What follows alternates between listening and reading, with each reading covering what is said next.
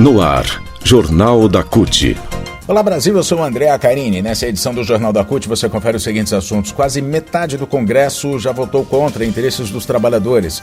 O governo veta reajuste para merenda escolar, apesar da fome atingir mais as crianças. E ainda, pesquisa.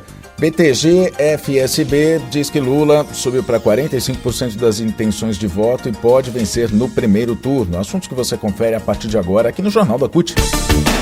Rádio CUT. Aqui, a classe trabalhadora tem voz. Acesse pelo site www.cut.org.br. O Jornal da CUT começa falando hoje, aliás, nesse dia em que começa oficialmente a campanha eleitoral para 2022, a gente começa falando sobre o atual Congresso.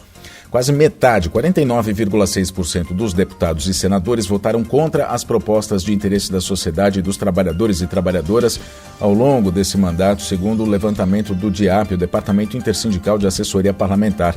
Muitos dos parlamentares que sempre votam contra o povo são candidatos este ano à presidência da República ou aos governos dos estados, ao Senado, à Câmara dos Deputados ou assembleias legislativas. Como a CUT sempre alerta, não basta escolher um candidato a presidente comprometido com os interesses da classe trabalhadora. É preciso também eleger um Congresso Nacional que vote a favor das pautas de interesse do trabalhador e da trabalhadora, um governo, senadores e deputados que votem projetos para melhorar as condições de trabalho e de renda.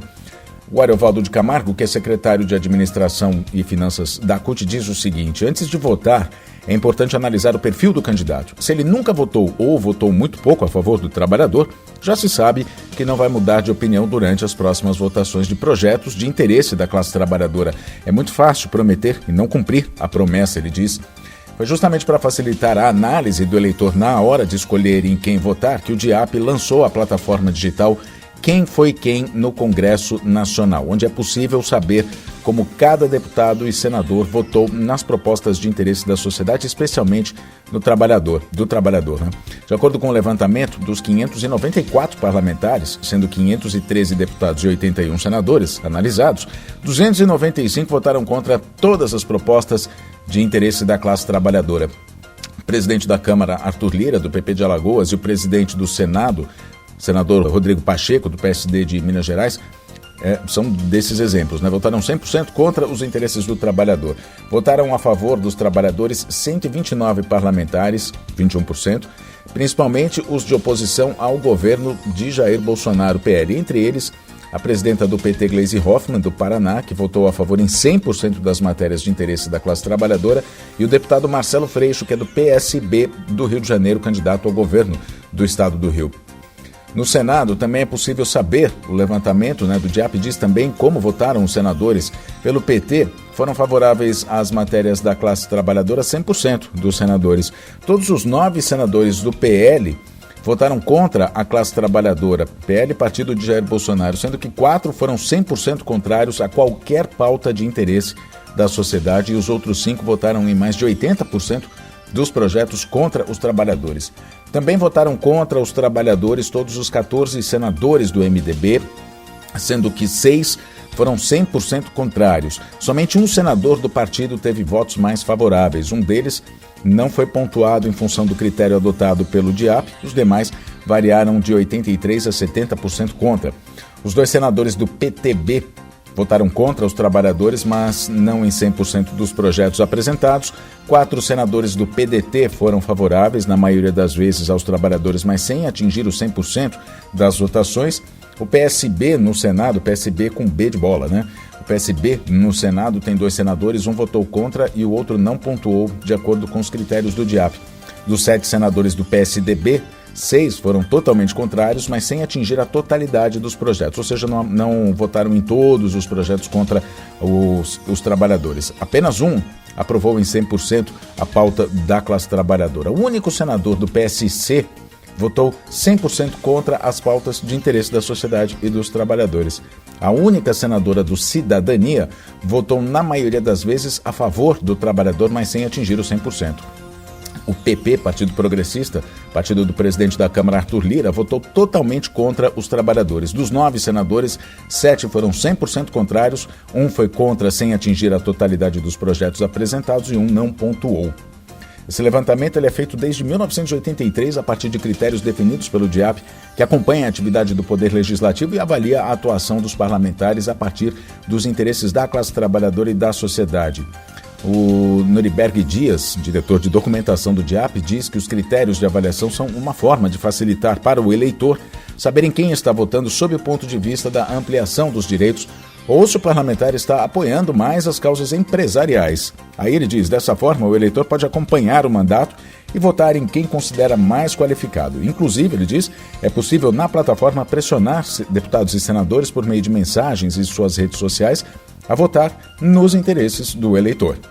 A plataforma para você aí em casa acompanhar, saber quem foram os deputados, enfim, quem foram todos os deputados que votaram contra a classe trabalhadora, enfim, como votaram os deputados durante todo esse período, a avaliação desses parlamentares, muito importante, inclusive, para as próximas eleições você decidir o seu voto, é quemfoiquem.org.br, ok? quemfoiquem.org.br. Acesse.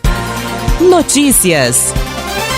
E o governo federal vetou o reajuste dos recursos que são repassados a estados e municípios para alimentação escolar que o Congresso Nacional havia aprovado. A economia que o governo deve fazer com esse veto, considerado desumano por educadores, é menor do que 2 bilhões de reais, muito abaixo do que foi destinado às emendas do orçamento secreto de 19 bilhões que parlamentares da base aliada de Bolsonaro poderão gastar sem que a sociedade saiba onde esse dinheiro foi investido.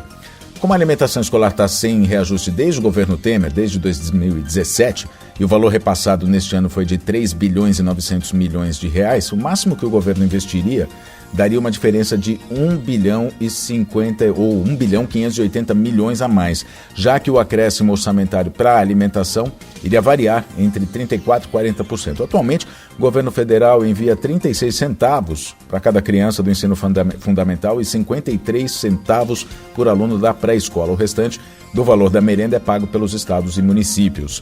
Roberto Franklin de Leão, que é presidente interino da Confederação Nacional dos Trabalhadores em Educação, a CNTE, diz que a União gasta menos do que vale um pãozinho em qualquer padaria do país para cada uma das 35 milhões de crianças atendidas pelo Programa Nacional de Alimentação Escolar, o PNAE, em instituições públicas no Brasil. O veto de Bolsonaro, portanto, à alimentação escolar se torna ainda mais cruel diante da crise econômica que já empurrou 33 milhões de pessoas para as estatísticas dos que passam fome. Em 2 anos, dobrou o número de domicílios com crianças menores de 10 anos que não têm o que comer. Neste ano, o índice subiu para 18,1%, enquanto há 2 anos, em 2020, era de 9,4%, ou seja, dobrou, né? Para o presidente interino da CNTE, o Roberto Franklin de Leão, a atitude de Bolsonaro é de quem sabe o que está fazendo, que é condenar o futuro das crianças. A gente lembra que, principalmente durante esse período de recessão, período de crise, tem muitas famílias que mandam a criança para a escola, inclusive para elas terem o que comer, não é? O Roberto Leão ainda diz o seguinte: Bolsonaro sabe que alimentar uma criança nunca seria contrariar o interesse público. Ele sabe o que está condenando o futuro do país, porque a alimentação é essencial para o desenvolvimento das crianças. E ele quer deixar o país na ignorância, assim como vem desde o início do seu mandato, atacando a educação, retirando verbas das universidades e de institutos federais. Política. Fala sobre eleições 2022, nova rodada da pesquisa do Instituto FSB para presidente da República, encomendada pelo Banco BTG Pactual, divulgada na manhã desta segunda-feira, aponta a possibilidade de o ex-presidente Lula, do PT, vencer a eleição no primeiro turno no dia 2 de outubro. Isso porque Lula tem 45% das intenções de voto, 11 pontos percentuais a mais do que o segundo colocado, o presidente Jair Bolsonaro, do PL, com 34%. E a soma de todos os candidatos dos votos válidos alcança 46%. E Lula já tem 45%. Em um eventual segundo turno, Lula venceria a disputa contra todos os possíveis candidatos. O petista teria 53% dos votos se o opositor fosse Bolsonaro, que teria 38%. Ex-governador do Ceará, Ciro Gomes, aparece nessa rodada da pesquisa BTG Pactual com 8% das intenções de voto. A gente está falando sobre primeiro turno, né? Uma a mais do que na semana anterior. A senadora Simone Tebet, do MDB do Mato Grosso do Sul, com 2%, um a menos do que na semana passada. Os demais candidatos não pontuaram. Brancos e nulos somaram 1%, outros 2% não souberam ou não responderam, e 5% declaram não votar em nenhum dos candidatos. A pesquisa foi feita entre sexta-feira, dia 12, e domingo, dia 14, com 2.000 eleitores. O intervalo de confiança é de 95%. A margem de erro é de 2 pontos percentuais. A pesquisa está registrada no TSE sob o número BR 00603-2000/2022. Repetindo, então, BR 00603/2022. O Jornal da CUT termina aqui. Muito obrigado pela sua companhia. Nos falamos na próxima edição. Até lá.